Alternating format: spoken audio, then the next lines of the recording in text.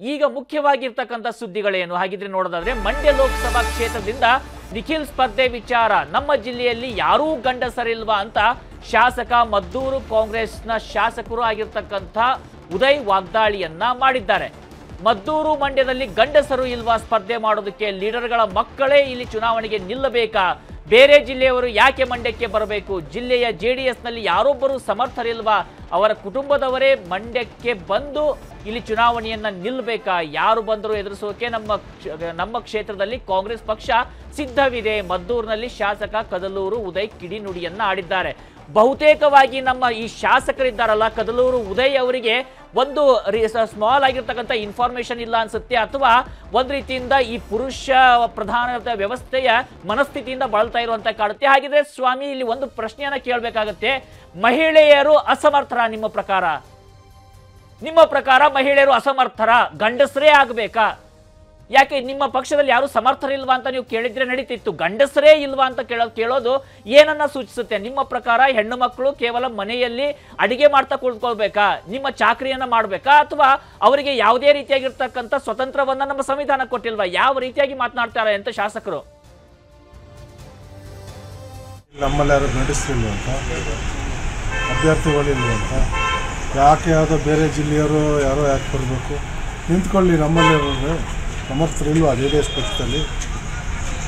ಕಾರ್ಯಕರ್ತರೇ ಇಲ್ವಾ J D S ಪಕ್ಷದಲ್ಲಿ? ಆಗಿದ್ರೆ ಲೀಡ್ರ್ ಮಕ್ಕಳೇ ಬರಬೇಕಾ? ಎಲ್ಲ ಲೀಡ್ರ್ ಕುಟುಂಬಸ್ಥರೇ ಬರಬೇಕಾ? ಸ್ಥಳೀಯರಿಗೆ ಅವಕಾಶ ಕೊಡಿ. ಸ್ಥಳೀಯರಿಲ್ವಾ ಕಾರ್ಯಕರ್ತರು?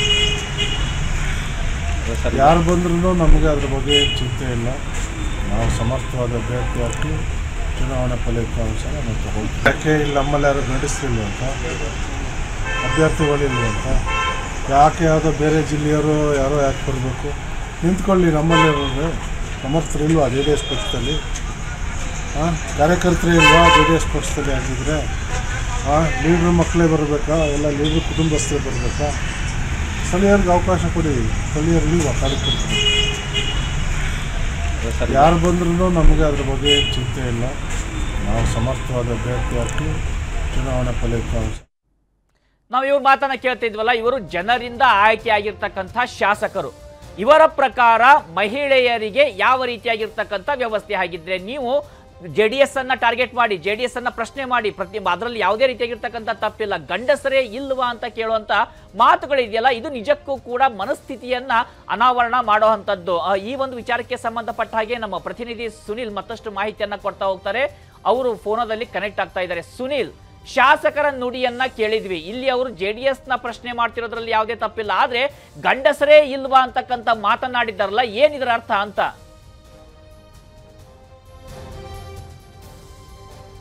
ನಮ್ಮ ಪ್ರತಿನಿಧಿ ಸಂಪರ್ಕ ಸಾಧ್ಯವಾಗ್ತಾ ಇಲ್ಲ. ಅವರು ಕನೆಕ್ಟ್ ಆಗ್ತಿದ್ದಾಗೆ ಮತ್ತೆ ಅವರ ಹತ್ರ ಮಾಹಿತಿಯನ್ನ ಪಡೆಯುವಂತ ಪ್ರಯತ್ನವನ್ನ ಮಾಡ್ತೀವಿ. ಈಗ ಶಾಸಕರ ಜೊತೆಯಲ್ಲೂ ಕೂಡ ಮಾತನಾಡುವಂತ ಪ್ರಯತ್ನವನ್ನ ಮಾಡಲಾಗ್ತಾ ಇದೆ. ಅವ್ರೇನಾದ್ರೂ ಕರೆಯನ್ನ ಸ್ವೀಕಾರ ಮಾಡಿದ್ರೆ ಅವ್ರ ಜೊತೆಯಲ್ಲೂ ಕೂಡ ನಾವು ಖಂಡಿತವಾಗಿ ಮಾತನಾಡ್ತೀವಿ, ಅವರಿಂದಲೇ ಸ್ಪಷ್ಟನೆಯನ್ನ ಕೇಳ್ತೀವಿ. ಇದು ಒಂದು ರೀತಿಯಿಂದ ನಾವು ವ್ಯವಸ್ಥೆಯನ್ನ ನೋಡ್ತಿದ್ದೀವಿ. ಎಷ್ಟೋ ಬಾರಿ ಏನಾಗುತ್ತೆ, ಕೈಗೆ ಬಳೆ ತೊಟ್ಟಿಲ್ಲ, ಗಂಡಸರೇ ಇಲ್ವಾ, ಗಂಡಸ್ತನಕ್ಕೆ ಸವಾಲ್, ಈ ರೀತಿಯಾಗಿರ್ತಕ್ಕಂಥ ಮಾತುಗಳು, ಈ ರೀತಿಯಾಗಿರ್ತಕ್ಕಂಥ ಹೇಳಿಕೆಗಳಿದಾವಲ್ಲ, ಇದು ಸಮಾಜದ ಅಧೋಗತಿಗೆ ಹಿಡಿದಿರ್ತಕ್ಕಂಥ ಕನ್ನಡಿಗಳಾಗ್ತವೆ.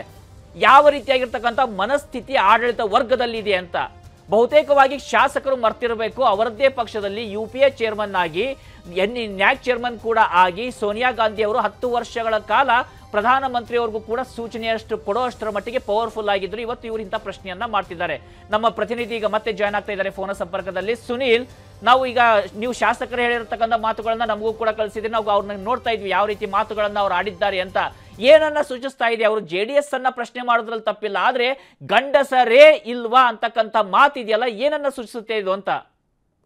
ಖಂಡಿತ ರಾಘವೇಂದ್ರ, ಈ ಒಂದು ವಿಚಾರಕ್ಕೆ ಸಾಕಷ್ಟು ಜೆಡಿಎಸ್ ವಲಯದಲ್ಲಿ ಆಕ್ರೋಶ ವ್ಯಕ್ತ ಆಗ್ತಾ ಇರುವಂತದ್ದು. ಹಾಗೆ ಸಾರ್ವಜನಿಕ ವಲಯದಲ್ಲೂ ಕೂಡ ಈ ಪದದ ವಿರುದ್ಧವಾಗಿ ಮಾತನಾಡ್ತಾ ಇದ್ದಾರೆ. ಯಾಕಂದ್ರೆ ಒಬ್ಬರು ಶಾಸಕರಾಗಿ ಜವಾಬ್ದಾರಿಯುತ ಸ್ಥಾನದಲ್ಲಿರುವಂತಹ ಕದಲೂರು ಉದಯ್ ರವರು ಈ ರೀತಿಯಾದಂತ ವಿವಾದಾತ್ಮಕ ಹೇಳಿಕೆಯನ್ನ ಕೊಡುವಂತದ್ದು ಎಷ್ಟರ ಮಟ್ಟಿಗೆ ಸರಿ ಅನ್ನುವಂತ ಪ್ರಶ್ನೆಯನ್ನ ಮಾಡ್ತಾ ಇದ್ದಾರೆ. ಯಾಕಂದ್ರೆ ಗಂಡಸರು ಇಲ್ವಾ, ನಮ್ಮ ಜಿಲ್ಲೆಯಲ್ಲಿ ಗಂಡಸರು ಇಲ್ವಾ ಅನ್ನುವಂತ ಪ್ರಶ್ನೆಯನ್ನ ಮಾಡ್ತಾ ಇರುವಂತದ್ದು. ಅಂದ್ರೆ ರಾಜಕೀಯ ಅಂತಂದ್ರೆ ಯಾರು ಯಾವ ಕ್ಷೇತ್ರದಲ್ಲಿ ದೇಶದಲ್ಲಿ ಎಲ್ಲಿ ಬೇಕಾದ್ರೂ ಸ್ಪರ್ಧೆಯನ್ನ ಮಾಡಬಹುದು. ಆದ್ರೆ ಇವರು ಹೇಳೋ ಪ್ರಕಾರ ಮಂಡ್ಯ ಜಿಲ್ಲೆಯಲ್ಲಿ ಮಂಡ್ಯದವರೇ ಸ್ಪರ್ಧೆಯನ್ನ ಮಾಡ್ಬೇಕಾಗಿತ್ತು, ಆದ್ರೆ ಯಾರು ಗಂಡಸರು ಇಲ್ವಾ ಅನ್ನುವಂತ ಪದವನ್ನ ಉದಯರವರು ಬಳಸಿರುವಂತದ್ದು. ಹೀಗಾಗಿ ಸಾಕಷ್ಟು ಆಕ್ರೋಶಗಳು ವ್ಯಕ್ತ ಆಗ್ತಾ ಇರುವಂತದ್ದು. ಜೆಡಿಎಸ್ ವಲಯದಲ್ಲೂ ಕೂಡ ಜೆಡಿಎಸ್ ಜಿಲ್ಲಾಧ್ಯಕ್ಷರಾದಂತ ರಮೇಶ್ ಅವರು ಕೂಡ ಸಾಕಷ್ಟು ಆಕ್ರೋಶವನ್ನ ವ್ಯಕ್ತಪಡಿಸಿದ್ರು.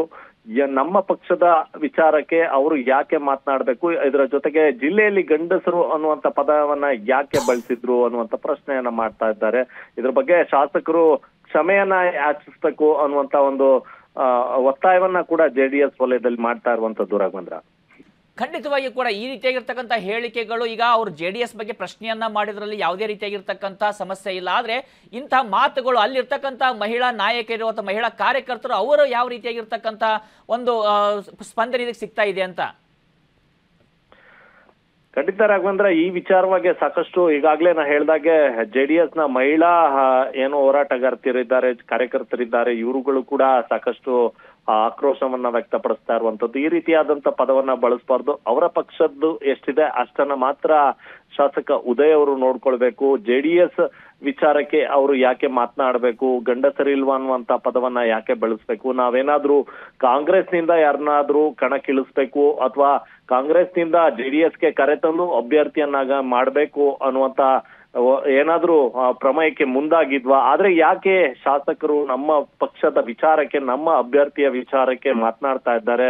ಈ ಕೂಡಲೇ ಅವರು ಕ್ಷಮೆಯನ್ನ ಯಾಚಿಸ್ಬೇಕು ಅನ್ನುವಂತ ಒತ್ತಾಯವನ್ನ ಮಾಡ್ತಾ ಇರುವಂತದ್ದು. ನಾವೀಗ ಒಂದ್ ಕಡೆ ನೋಡ್ತಾ ಇದ್ರೆ ಮಂಡ್ಯದ ಇವತ್ತು ಸಂಸದೆ ಆಗಿರ್ತಕ್ಕಂಥದ್ದು ಅದೇ ಮಹಿಳೆ ಸುಮಲತಾ ಅಂಬರೀಶ್ ಅವರು ಅಲ್ಲಿ ಸಂಸದೆ ಆಗಿರುವಂತದ್ದು. ಕಳೆದ ಚುನಾವಣೆಯಲ್ಲಿ ಇವರದ್ದೇ ಪಕ್ಷದ ಇವತ್ತು KPCC ಅಧ್ಯಕ್ಷರಾಗಿರ್ತಕ್ಕಂಥ DK ಶಿವಕುಮಾರ್ ಮತ್ತು ಅವತ್ತು JDS ರಾಜ್ಯಾಧ್ಯಕ್ಷ HD ಕುಮಾರಸ್ವಾಮಿ ಇಬ್ರು ಕೈ ಹಿಡಿದು ಜೋಡೆತ್ತು ಅಂತೇಳಿ ಪ್ರಚಾರವನ್ನ ಕೂಡ ಮಾಡಿ ಅದೇ ಮಹಿಳೆಯನ್ನ ಸೋಲಿಸೋದಕ್ಕೆ ಪ್ರಯತ್ನವನ್ನ ಮಾಡಿದ್ರು. ಆದ್ರೆ ಮಂಡ್ಯದ ಜನ ಅದೇ ಮಹಿಳೆಗೆ ಮತವನ್ನ ಕೂಡ ಹಾಕಿದ್ರು. ಹಾಗಿದ್ದಾಗಿಯೂ ಸಹಿತ ಮತ್ತೆ ಗಂಡಸರು ಯಾರು ಇಲ್ವಾ ಅಂತ ಕೇಳೋದ್ರ ಅರ್ಥ ಏನು ಅಂತ.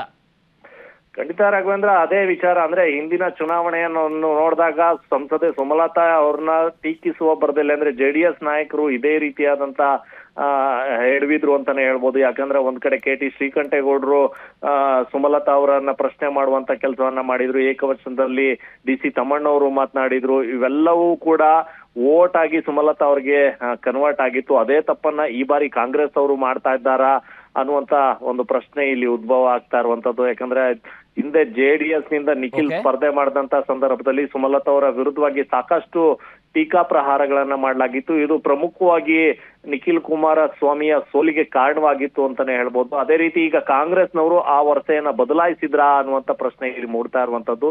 ಕಾಂಗ್ರೆಸ್ ನಾಯಕರು ಈ ರೀತಿ JDS ವಿಚಾರವಾಗಿ ಗಂಡಸರಿಲ್ವಾ ಅನ್ನುವಂತ ವಿವಾದಾತ್ಮಕ ಪದಗಳನ್ನ ಬಳಸ್ತಾ ಇರುವಂತದ್ದು ಎಲ್ಲೋ ಒಂದು ಕಡೆ ಅವ್ರಿಗೆ ಹಿನ್ನಡೆ ಆಗತ್ತಾ ಅನ್ನುವಂಥದ್ದು ಕೂಡ ಇಲ್ಲಿ ಸಾಕಷ್ಟು ಕೇಳಿ ಬರ್ತಾ ಇರುವಂತದ್ದು. ರಾಘವೇಂದ್ರ, ಧನ್ಯವಾದಗಳು ಸುನಿಲ್ ನಿಮ್ಮೆಲ್ಲ ಮಾಹಿತಿಗೆ.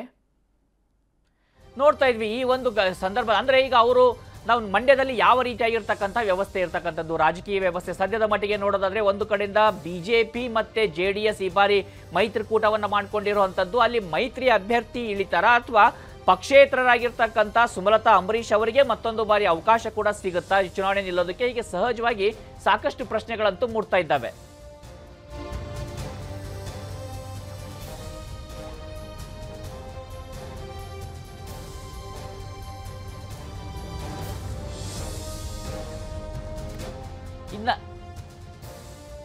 ಇನ್ನು ಈ ವಿಚಾರಕ್ಕೆ ಸಂಬಂಧಪಟ್ಟ ಹಾಗೆ ಮಾಜಿ ಶಾಸಕರಾಗಿರ್ತಕ್ಕಂಥ ಸುರೇಶ್ ಗೌಡರು ಕೂಡ ನಮ್ಮ ಜೊತೆಯಲ್ಲಿ ಜಾಯ್ನ್ ಆಗ್ತಿದ್ದಾರೆ. ಅವರ ಹತ್ರ ಸ್ವಲ್ಪ ಮಾಹಿತಿಯನ್ನ ಪಡಿತಾ ಹೋಗೋಣ. ನೀವು ಬಹುತೇಕವಾಗಿ ಸುರೇಶ್ ಗೌಡ್ರೆ ಇವರ ಹೇಳಿಕೆಯನ್ನ ಗಮನಿಸಿದ್ರೆ ಅನ್ಸುತ್ತೆ, ಇಲ್ಲಿ ಯಾರು ಗಂಡಸರು ಇಲ್ವಾ ಅಂತಕ್ಕಂಥದ್ದು ಏನನ್ನ ಸೂಚಿಸುತ್ತೆ ಇದು ಅಂತ? ಯಾಕೆ ಮಹಿಳೆಯರಿಗೆ ನಿಲ್ಲುವಂತ ಹಕ್ಕಿಲ್ವಾ ಎಲೆಕ್ಷನ್ಗೆ? ನಾನು ಅವ್ರ ಹೇಳಿಕೆಯನ್ನ ಗಮನಿಸಿಲ್ಲ. ಈಗ ತಾನೇ ಹೇಳ್ತಾ ಇದ್ರೆ ವಿಚಾರ ನನಗೆ ಹೇಳಿದ್ರೆ ನಾನು ಖಂಡಿತವಾಗಿ ಈಗ ಅವರು ಮಾತನಾಡ್ತಾ ಇದ್ರು ಸರ್. ಅವ್ರು ಹೇಳ್ತಾ ಇದ್ದಿದ್ದು ಏನಂದ್ರೆ JDS ನಲ್ಲಿ ಯಾರು ಕೂಡ ಗಂಡಸರಿಲ್ವಾ. ಯಾರು ಈಗ ಕದ್ಲೂರು ಉದಯ್ ಅವರು ಮಾತನಾಡ್ತಾ ಹೇಳ್ತಾ ಇದ್ರು. ಕದ್ಲೂರು ಉದಯ್ ಶಾಸಕರಾಗಿರ್ತಕ್ಕಂಥ ಮದ್ದೂರು ಶಾಸಕರು. ಹೌದು, ಅವ್ರು ಹೇಳ್ತಾ ಇದ್ದಿದ್ದೇನಂದ್ರೆ ಇಲ್ಲಿ ಯಾರು JDS ನಲ್ಲಿ ಗಂಡಸರೇ ಇಲ್ವಾ, ಯಾಕೆ ಹೊರಗಡೆ ಬಂದವರಿಗೆ ಇಲ್ಲಿ ಟಿಕೆಟ್ ಅನ್ನ ಕೊಡ್ತಾರೆ, ಇಲ್ಲಿ ಯಾರು ಗಂಡಸರಿಲ್ವಾ ಅಂತೇಳಿ ಪ್ರಶ್ನೆಯನ್ನ ಮಾಡ್ತಾ ಇದ್ರು ನಿಖಿಲ್ ಕುಮಾರಸ್ವಾಮಿ ಅವರ ವಿಚಾರಕ್ಕೆ ಸಂಬಂಧಪಟ್ಟ ಹಾಗೆ. ಹಾಗಿದ್ರೆ ಈ ಗಂಡಸರಿಲ್ವಾ ಅಂದ್ರೆ ಯಾಕೆ ಹೆಣ್ಮಕ್ಳಿಗೆ ಯಾರು ಅಲ್ಲಿ ಎಲೆಕ್ಷನ್ ಇಲ್ಲುವಂತ ಅವಕಾಶ ಇಲ್ವಾ ಅಥವಾ ಗಂಡಸರು ಮಾತ್ರ ಎಲೆಕ್ಷನ್ ನಿಲ್ಬೇಕಂತಾನೆ? ಏನು ಈ ಸೂಚಿಸುತ್ತೆ ಇದು ಅಂತ?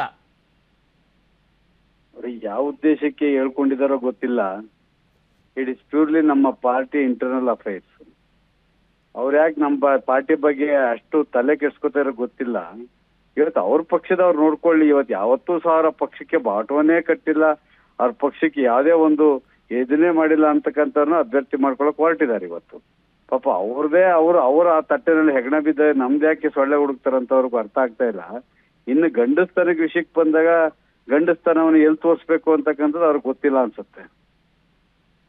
ಅಲ್ಲ, ಖಂಡಿತವಾಗಿ ಈ ರೀತಿಯಾಗಿರ್ತಕ್ಕಂಥ ಮಾತುಗಳಿದಾವಲ್ಲ, ಗಂಡಸನ ಅಥವಾ ಗಂಡಸರೇ ಇಲ್ವಾ ಅಂತ ಅವ್ರು ಕೇಳುವಂತ ರೀತಿಗಳು, ಅಂದ್ರೆ ಎಲ್ಲೋ ಒಂದು ಕಡೆ ರಾಜಕೀಯವಾಗಿ ಪ್ರಶ್ನೆಯನ್ನ ಮಾಡೋದ್ರಲ್ಲಿ ತಪ್ಪಿಲ್ಲ, ಆದ್ರೆ ಈ ರೀತಿಯಾಗಿ ಪದ ಬಳಕೆ ಮಾಡೋದ್ರಿಂದ ಹೆಣ್ಣು ಮಕ್ಕಳ ಮನಸ್ಸಿಗೂ ಕೂಡ ಯಾವ ರೀತಿಯಾಗಿ ಅನ್ಸುತ್ತೆ ಅಂತ ಯೋಚನೆ ಮಾಡೋದಿಲ್ವಾ ಅಂತ. ನಾನು ತಮಗೆ ಅದನ್ನೇ ಹೇಳ್ತಾ ಇದ್ದೀನಿ. ಇತ್ತೀಚೆಗೆ ಕಾಂಗ್ರೆಸ್ನಲ್ಲಿ ಕೆಲವು ಶಾಸಕರುಗಳು ಅಧಿಕಾರ ಸಿಕ್ಕಿರೋದೇ ಒಂಥರ ಕೋತಿ ಕೈಲಿ ಎಂಡ ಕೊಟ್ಟಂಗೆ ಆಗ್ಬಿಟ್ಟಿದೆ.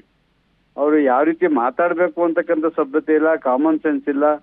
ಆ ಶಬ್ದದ ಅರ್ಥನೇ ಸರಿಯಾಗಿ ಗೊತ್ತಿಲ್ಲದೆ ಏನು ಉತ್ತರ ಕೊಡ್ತೀರಿ? ಖಂಡಿತ. ಧನ್ಯವಾದಗಳು ಸುರೇಶ್ ಗೌಡ್ರೆ ನಮ್ಮ ಜೊತೆಯಲ್ಲಿ ಮಾತನಾಡಿದ್ದಕ್ಕೆ. ಕನ್ನಡಿಗರ ಮೆಚ್ಚಿನ ನಿಮ್ಮ ನ್ಯೂಸ್ 18 ಕನ್ನಡ ಈಗ ವಾಟ್ಸ್ಆಪ್ನಲ್ಲಿಯೂ ಲಭ್ಯ. ಕರ್ನಾಟಕ ಮತ್ತು ದೇಶ ವಿದೇಶದ 360 ಡಿಗ್ರಿ ಸುದ್ದಿ ವಿವರವನ್ನ ನೀವು ನಿಮ್ಮ ಕೈ ಬೆರಳುಗಳಲ್ಲಿಯೇ ಪಡೆಯೋದಿಕ್ಕೆ ಈ QR ಕೋಡ್ ಅನ್ನ ಸ್ಕ್ಯಾನ್ ಮಾಡಿ. ನಮ್ಮ ಚಾನೆಲ್ ಅನ್ನ ಫಾಲೋ ಮಾಡಿ, ನೋಟಿಫಿಕೇಶನ್ ಆನ್ ಮಾಡಿ.